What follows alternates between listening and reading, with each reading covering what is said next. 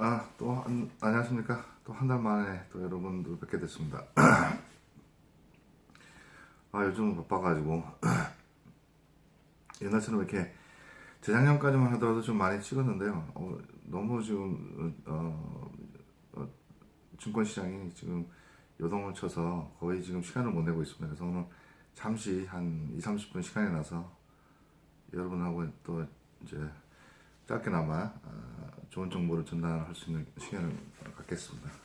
오늘 할 얘기는 이제 여러분들 그 한국 관련된 거는 이제 지금 현재 뭐 북핵 문제라든지 그다음에 그다음 세계 경제의 흐름이라든지 또 미국의 그 관세 부과 뭐 이런 것들은 요즘 최근에 큰 화제가 되고 있습니다. 그래서 저는 뭐 북핵 쪽은 제 전문 분야가 아니기 때문에 말씀을 안 드리고 오늘은 그 세계시장 특히 emerging market이라고 하면은 이제 선진국을 제외한 31개의 선진국을 제외한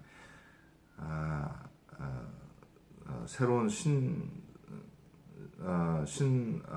시장을 얘기하는 거죠. 그건 뭐 여러분도 아시다시피 뭐 차이나든지 한국이라든지 싱가포르라든지 멕시코라든지 이런 시장을 저희가 이제 파이낸셜 인더스트리에서는 emerging market이라고 합니다. emerging market이 어떻게 지금 debt ratio에 대해서 좀 말씀을 드릴까 그래요. 왜냐면 저희가 미래에 어떠한 국제 경제가 어떤 식으로 돌아갈 것인가를 이제 보는 것들 중에 하나의 세계 경제가 있지 않습니까? 세계 경제를 볼 수 있는 눈이 생기면은 이제 또 우리 그 영향으로 해서 그것이 미국의 어떤 여러분 같으면 한국의 거시 경제가 어떤 식으로 돌아갈지가 이제 좀 대충 보이면서 그 거시 경제가 보이면은 그 거시 경제 속에서 어떠한 인더스트리가 앞으로 어떻게 될 것인가라는 걸 예측이 가능할 거고 또 그 영향이 주식시장에서 어떻게 변화가 될지 여러분들이 조금 나름대로 감각이 생길 수 있는 부분이 있거든요. 그래서 뭐 전체적으로 이제 세계 경제, 거시 경제, 인더스트리, 주식시장, 그 주식시장에 있어서 각각의 어떤 변화, 그다음에 쭉 내려서 한 회사에 대한 펀더멘털이랑 테크니컬 어나리시스 이렇게 쭉 내려오는 거죠. 이 전체를 다 아우르고 있어야지 명실상부하게 우리가 이제 전문가라고 얘기할 수가 있습니다. 오늘은 각 나라별 이머징 마켓에서 주요 한국과 중국에 대해서 좀 얘기를 하고 그걸 선진국과 비교해서 이 상황이 어떤 상황인지 인지를 할 수 있는 미국 이 전 세계의 어떤 debt 마켓이 굉장히 중요합니다. debt, D-E-B-T요. 이걸 보면은 이제 자금의 흐름이 볼 수가 있습니다. 그래서 전 세계가 어떤 트렌드에 있는데 한국은 지금 어떠한 상황인가를 조금 말씀을 드리고 또 이제 그거에 부합해서 또 이제 그 관세 앞으로 이제 무역 장벽이 많이 생길 것 같아요. 그러니까 보호 무역주의가 이제 새로 급상하고 있습니다. 미국에서는 여러 가지 요인이 있는데 거기에 대해서 짤막하게 얘기를 2, 30분에 걸쳐서 얘기를 하는 시간을 갖겠습니다. 첫 번째는 대세에서 국가의 대시에 있겠죠. 국가의 대라면 국가 정부에 대한 대. 그다음에 크게 나눠서 네 군데의 한 국가 경제를 볼 때 빚이죠. 빚을 그러니까 섹터라고 해야 되죠. 크게 나눠서 네 개가 있습니다. 첫 번째 국가에서 쓰는 government spending이 있겠죠. 두 번째는 뭐가 있습니까? 그러니까 돈에 관련돼 있으니까 은행권이죠. 그게 financial sector가 있고 세 번째는 일반 기업이라는 그러니까 은행권을 제외한 제2금융권이나 이런 걸 다 제외한 그런 기업들 간의 어떤 대시 있을 수 있고 그 다음에 네 번째가 뭐겠습니까? 일반 가정, 그죠? 일반 가정에 가지고 있는 대. 이 국가 경제를 볼 때 이 네 가지의 빚이 있습니다. 이 빚이 많다고 항상 나쁜 건 아니에요. 건강한 빚이 있을 수가 있죠. 한국에서 여러분들이 가장 뭐 직업이 안정적이라면은 여러분들 가정에서 가장 큰 대입 중에서도 부실하지 않는 뎃이 있어요. 그거는 이제 그래서 내가 집을 10억짜리 집을 사는데 8억은 내 돈을 하고 2억은 은행에서 돈을 빌린다. 그러면 이제 debt ratio가 20%밖에 안 되니까 그거는 이제 괜찮지 않습니까? 언제든지 갚아 수 있는 능력과 뭐 예를 들어서 이자율이 올라간다고 해서 개인 경제는 크게 차지하지 않지 않습니까? 이런 측면에서 뭐 뎃이 항상 나쁜 건 아닙니다. 그래서 그리고 항상 뎃을 이용해야 되고요. 어떠한 자산을 증식하기 위해서는 항상 레버리지가 필요한 겁니다. 근데 단 레버리지가 그 경제에 미치는 영향에 있어서 아주 악질적이고 좀 부정적인 영향이 있다. 그럼 뎃이 사이즈가 커질 때의 문제입니다. 내가 갚을 수 없는 그 뎃이 됐을 때 그게 이제 아주 안 좋은 뎃이 되는 거죠. 아주 2008년 그 리먼 브라더스나 이런 서브프라임 모기지 이슈가 있었을 때 내가 감당하지 못할 정도로 뎃이 높았기 때문에 인트레스트가 올라가니까 그러면 이자를 달라 했을 때 이자를 페이를 못 하니까 그게 이제 뱅크럽이 생기는 거거든요. 그래서 항상 뎃은 항상 동반자이기도 하지만 너무 가까이 해서도 또 너무 멀리 해서도 안 되는 그런 게 부채가 되겠습니다. 그래서 이제 국가 경제에 있어서 부채는 필요합니다. 정부에서도 돈을 쓰는 것도 부채고 주로 이제 미국 같으면 리퍼블컨의 보수당이 되고 민주당이 이제 약간 좀 좌파적인 그런 성향이 있죠. 그러니까 주로 이제 좌파에서는 가버먼트 스펜딩을 늘리는 거를 주로 다 그렇진 않지만 주로 원하고 뎃이 늘어나는 거죠. 항상 우파에서는 항상 이제 가버먼트 스펜딩을 줄이려고 노력을 많이 합니다. 뭐 여러 가지 이유는 그거는 뭐 지금 오늘 얘기하는 주제하고는 조금 다르기 때문에 다음에 이제 설명하기로 하고 그래서 한국은 선진국입니까 후진국입니까 중진국이죠. 한국은 절대 선진국이 아닙니다. 아직까지는 여러 가지 생활 환경이나 어떤 면에서는 하이텍이라든지 이런 것에 대해서는 선진국보다 나은 부분이 분명히 있지만 사회적인 인프라스트럭처라든지 내수 시장이라든지 이런 거는 아직까지는 이머징 마켓입니다. 그러니까 중진국이라고 할 수가 있겠죠. 우리가 이제 사우디아라비아도 뭐 1인당 GNP가 얼마인가요? 6만 불인가요? 제가 틀릴 수도 있겠습니다. 근데 선진국이라고 얘기하지 않습니까? 그러니까 뭐 여러 가지 사회적인 간접 자본이라든지 이런 것들을 포함했을 때 선진국이 될 국민의 인식이라든지 이런 것들을 봤을 때 이제 아직 선진국은 아니지만 이머징 마켓에 속한다. 그 이머징 마켓은 일본은 이제 선진국으로 포함되어 있어서 항상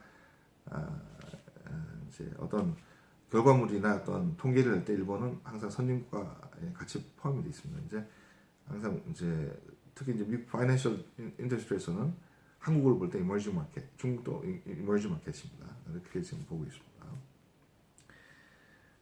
우선 그 전체적으로 아까 내가 네 가지 국가 경제에 있어서는 네 가지 섹터가 있다고 그랬어요. 그 우선 전체를 말씀드릴게요. 미국이나 이런 소유국 같은 경우는 이 전체적인 이게 국민 총 생산의 GDP의 약 한 300% 정도가 돼요. 다 합쳐가지고 빚이 300%만. 그러니까 이 간단한 게 내수 경제가 늘어가고 뭐 수출 주도형도 아니고 또 항상 그 안정권에서 이루어지기 때문에 그리고 특히 미국은 달러가 이제 기축통화이기 때문에 뭐 이렇게 뭐 FRB에서 이제 인트레스를 조정하지만 뭐 전체적인 빚이 300% 정도 있다고 해서 뭐 국민이 느끼는 실질적인 어떤 그 영향은 좀 적은 편이라고 할 수가 있겠죠. 근데 그리고 이제 중국이 갑자기 이 debt ratio가 GDP 대비 debt ratio가 지난 10년 동안 너무 많이 늘어났어요. 지금 여기 통계로 이렇게 보니까 300%예요. 그러니까 아까 말씀드린 정부 스펜딩, 그 다음에 파이낸셜 그 은행권에서 있는 빚, 부채, 그 다음에 일반 기업 부채, 그 다음에 일반 가정의 부채들이 지금 총 GDP의 300%가 넘었어요. 이게 너무 좀 올라가 있습니다. 지금 2008년의 경우는 보통 270%에서 한 300% 이상이 됐죠. 보통 데트 레이시오가요. 그렇게 지금 많이 올라와 있어요. 예, 10년 동안 계속 꾸준히 오르는 지금 상황입니다. 터키도 이제 이머징 마켓인데 150% 정도, GDP의 150% 정도 지금 되고 있고, 브라질도 한 170% 정도고, 그 다음에 이제 인도네시아 같은 경우는 한 뭐 60, 70% 정도밖에 안 되네요. 러시아도 한 100% 정도 돼 있습니다. 그런데 이제 한국은 어떻게 되느냐? 340%예요. 330%. 근데 선진국이 아니잖아요. 근데 스펜딩의 그 여러 가지 트렌드는 선진국보다 훨씬 더 많이 쓰고 있다. 좀 위험한 것 같아요. 정부도 10년 전에 비해서 지금 3배, 4배 이상 많이 쓰고 있고, 그죠? 그 다음에 급격하게 10년 동안 늘어난 데가 이 파이낸셜 섹터예요. 파이낸셜 섹터에서 빚이 많습니다. 은행권에서 빚이 좀 많습니다. 그 다음에 2005년부터 가정부채, 그러니까 집을 사야 되는 집값은 올라가는데 내가 벌어서 세이브해서 그러니까 집을 사는 것보다는 은행에 대출을 많이 하니까 꾸준히 늘어서 지금 전체 GDP의 100%입니다. 부채가요. 가정부채가 100%입니다. GDP 총 생산에 하고 맞먹는 거죠, 지금 현재. 그 다음에 이제 그러니까 그 은행권, 비은행권에서 그러니까 일반 기업, 뭐 삼성을 포함해서 뭐 여러 가지 기업도 있죠. LG 이런 현대 이런 기업 부채가 또 한 전체 GDP의 한 100% 정도 돼요. 그러니까 너무 과하다. 이게 지금으로서는 지금 그게 이제 이자율이 좀 낮을 때는 그게 크게 문제가 없어요. 근데 이게 지금 이게 몇 천조 이렇게 되지 않습니까? 몇백조. 근데 이게 1%만 올라도 이게 굉장한 부담이거든요. 그래서 지금 미국 FBI Federal Reserve Board에서는 올해만 하더라도 이제 한 번 더 올라가지 않습니까? 연초에 그러니까 2번 내지 3번, 많게는 4번이 더 올라갑니다. 올라갈 때마다 한 25 베이스 포인트. 근데 베이스 포인트 하는 거는 0.1 베이스 포인트가 0.01입니다. 그러니까 우리가 25 베이스 포인트 하면은 0.25%예요. 그거는 파이낸셜 월 그 텀이기 때문에 여러분 꼭 알아주십시오. 제가 얘기할 때 항상 베이시스 포인트라고 얘기합니다. 베이시스 포인트요. BP. 그러니까 한 번 올 때 25 베이스 포인트 올라가니까 세 번은 75죠. 0.75에서 1%더 올라가면은 실질적으로 이게 이제 세계 경제에 미치는 영향이 클 거예요. 그러면 이제 빚을 갚아야 되는 그 어떤 벌든도 늘어나는 거죠. 그게 지금 한국의 지금 가장 큰 워닝 시그널입니다. 잘 알아두시기 바랍니다. 대세를 높이시면 안 됩니다. 지금 미국이 전체적으로 300%라고 그랬죠, 제가. 300% 하더라도 재작년 말 모든 은행권에서 2008년 이후에 스트레스 테스트를 합니다. 1년에 한 번씩. 스트레스 테스트는 내가 가지고 있는 자기 자본을 가지고 이 지금 현재 부채를 갑자기 늘어났을 때 이거를 내가 메꿀 수 있고 이게 비즈니스를 원활하게 갈 수가 있느냐 이런 테스트를 스트레스 테스트를 하는 거죠. 다 통과했어요. 거의 다 대부분 90% 이상이 통과된 상황이기 때문에 미국에서는 그런 영향이 없을 겁니다. 인트레스가 올라가는 이유가 경제가 바람 라인이 좋다고 보기 때문에 이제 올라가는 거거든요. 그래서 근데 한국 경제는 수출 준호형이고 뭐 가계 부채라든지 정부 부채, 그 다음에 이제 일반 기업 부채들이 그 다음에 은행권도 포함해서 너무 급격하게 올라가고 있는 상황이라 이게 좀 문제가 되지 않을까 싶고, 그 다음에 이제 문제는 한국과 직접적인 관계, 수출입 파트너로서 제일 큰 게 지금 미국보다 큰 게 중국이잖아요. 중국이 지금 300인데 중국에서 가장 그 빚을 많이 지고 있는 데가 은행권이 아니라 은행 외 일반 기업군에서 가장 큰 빚을 많이 해요. 그러니까 빚을 끌어다가 좀 투자를 하고 있는 거거든요. 근데 마켓이 미국이 이제 보호무역주의로 들어갈 거고 가장 트레이드 파트너가 돼요, 중국이. 유럽도 있겠지만 이 미국이거든요. 그렇지 않습니까? 근데 미국에서 보호무역 조치를 통해서 트럼프 정부가 그 테립 한국말 뭐냐?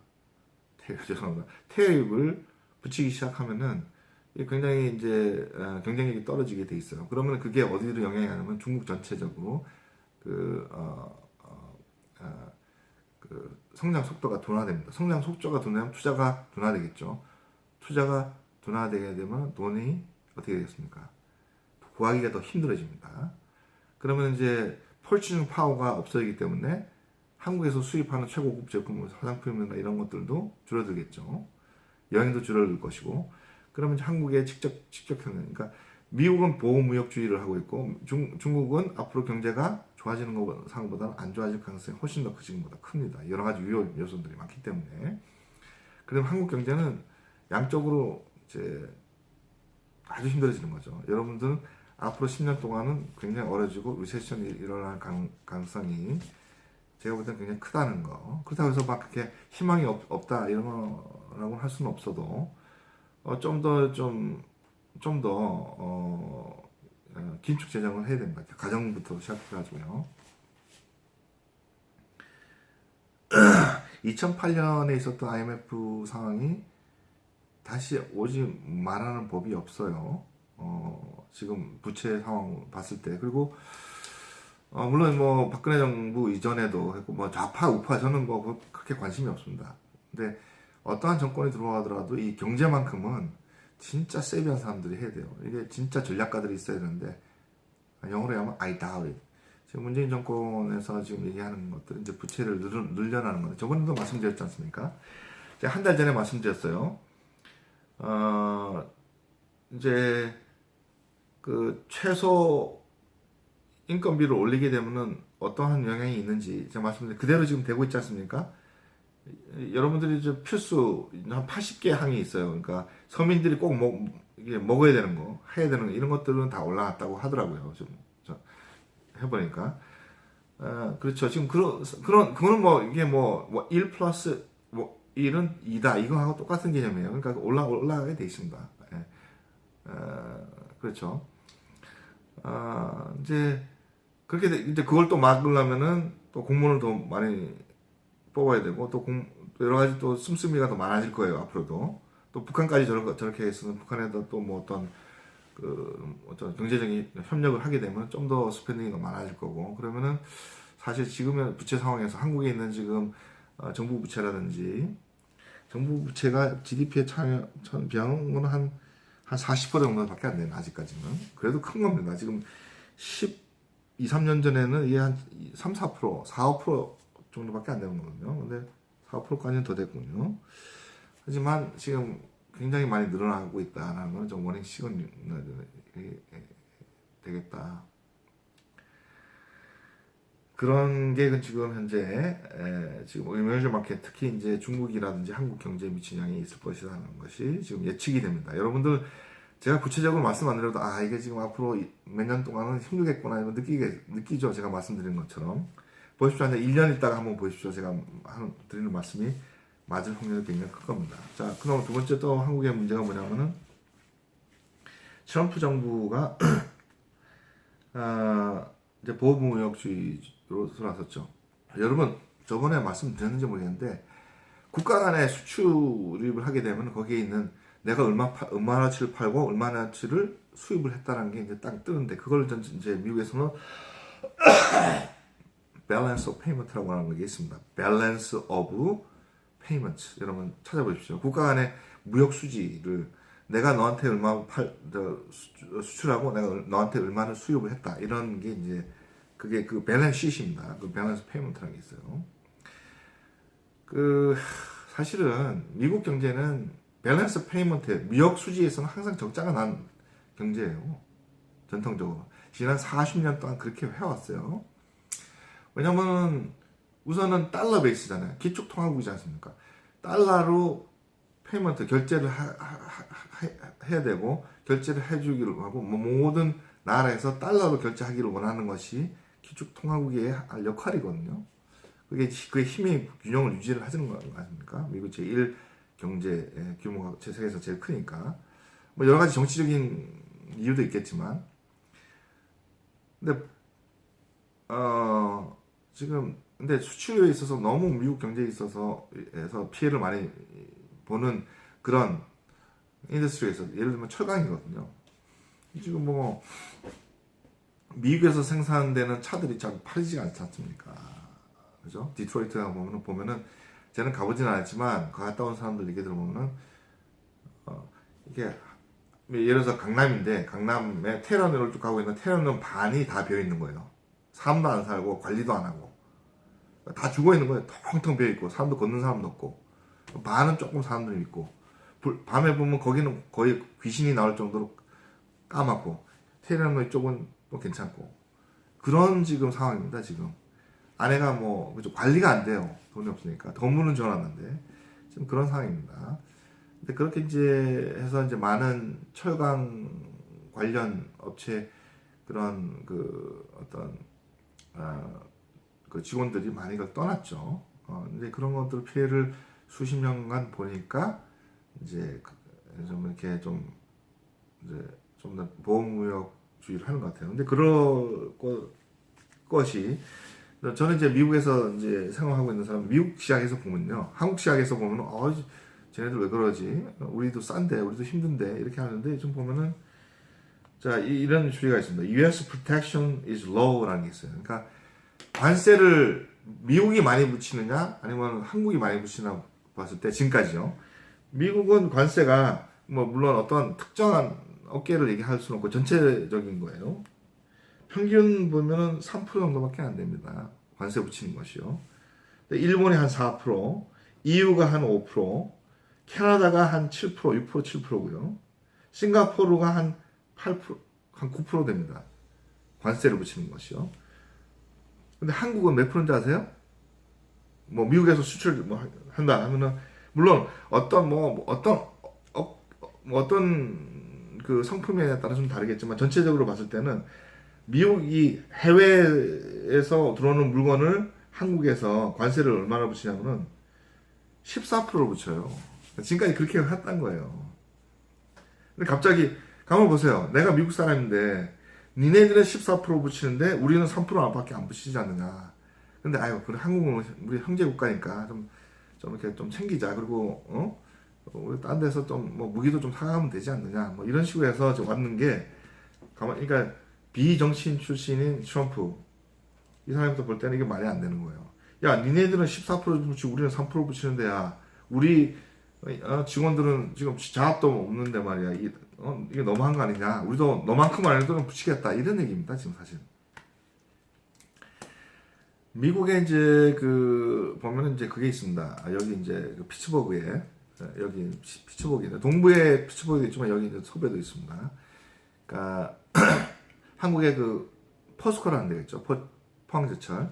그다음 미국의 US 스틸이라는 게 있습니다. 여기 이제 우리가 이제 전략적 파트너를 해가지고 이렇게 스틸 철강을 이렇게 만드는 그런 회사가 있어요. 임원이 제가 아는 분인데 좀 돌아가셨지만 저 한국으로. 그러니까 이제 포항제철이 이제 포스코라고 미국에서 이제 기업이랑 미국의 US 스틸 철강이랑 이제 서로 손을 잡고 이제 여기서 이제 뭐 통전 캐니언 이런 걸 만들어서 하는 데인데 그것도 지금 아주 어려운 상황입니다. 그러니까 철강을 여기서 만들지 않고 한국이나 이런 데 수입을 하니까 그게 너무 싸잖아요. 근데 그래서 이거는 이제 트럼프 정부 전에서부터 문제가 생긴 거거든요. 그렇기 때문에 이제 제가 볼 때는 이제 미국 입장에서 여러분들이 생각하면은 좀 어떻겠습니까? 야, 우리는 3%밖에 안 붙이는데 너네들은 14%에서 16%를 붙이네. 이게 말이 안 되죠. unfair하지 않느냐. 예. 근데 한국 언론에서 이런 거는 좀 얘기를 하지 않을 거예요, 아마. 그죠? 저는 이해가 되지 않습니까? 이게 이제 숫자가 나와 있습니다. 지금 이거 보면은 여러분들 이거 파이낸셜 타임즈거든요. 이거 보시면은 이거 보시죠. 스크린샷 해가지고 한번 보세요. 제가 거짓말 하는가? 그렇습니다. 지금 상황이. 그러니까 이 보호무역 조치 시대가 온 게 아니라 좀 이렇게 좀 더 붙이더라도 한국에서 조금 이렇게 좀 정치적으로 미국과 어떤 관계를 잘 해서 이 어려운 상황을 잘 헤쳐나갔으면 좋겠지만 굉장히 어려워질 것이다 라는 게 제 예측입니다. 그래서 뭐 아까 말씀드린 전체적인 부채 문제라든지 미국의 보호무역주의, 한국은 이 경제가 있어서 이게 이제 수출 주도형 경제이기 때문에 지금 수출 주도형 경제를 60년째 하고 있어요. 그러니까 빨리 좀 통일이 돼서 단지 뭐 예를 들어서 일본 같은 경우도 이제 1억 3천만 원이지 않습니까? 근데 15년 거의 20년 동안 리세션이거든요. 마이너스 성장인데 근데 망하지 않잖아요. 그게 왜냐하면 내수 경제가 자체로 돌아가거든요. 그러니까 그래서 뭐 배추를 샀는데 중간에서 한 다섯 군데를 거쳐야 된대요. 내가 100원에 사면은 중간 마진에서 20원 붙여가지고 그 사람한테 넘기면 또 그 사람이 또 다른 데 넘겨서 150원. 또 그 사람이 또 조금씩 이윤이 남긴다고 그러면 또 소비자는 또 한 200원에 사겠죠. 그래서 내수 돌아가는 거예요, 이렇게. 그래서 이게 5천만 명 가지고는 내수하기가 좀 쉽지는 않습니다. 최소한 8천만 명은 돼야 되거든요. 그러니까 딱 남북이 통일이 되면은 딱 그 숫자가 나오는데 통일돼서 그 북한의 퍼슈닝 파워가 있냐? 그것도 아니거든요. 참 힘들어요. 좀 한국 경제를 하기에 이거는 누가 필요하면 선도적인 역할을 하는 리더십이 필요한 거거든요. 한국은. 근데 계속 5년마다 바꾸고 저는 사실 모르겠습니다. 정치는 잘 모르겠지만 100년 대계를 어떻게 할 것이냐 참 어려운 숙제입니다. 여러분들이 제가 말씀드린 거 가지고 잘 한번 생각을 해보시고 앞으로 한국 경제에 있어서 내가 어떻게 방향을 잡을 것인가를 한번 보고 이렇게 방향을 잘 잡아나시기 바라겠습니다. 감사합니다.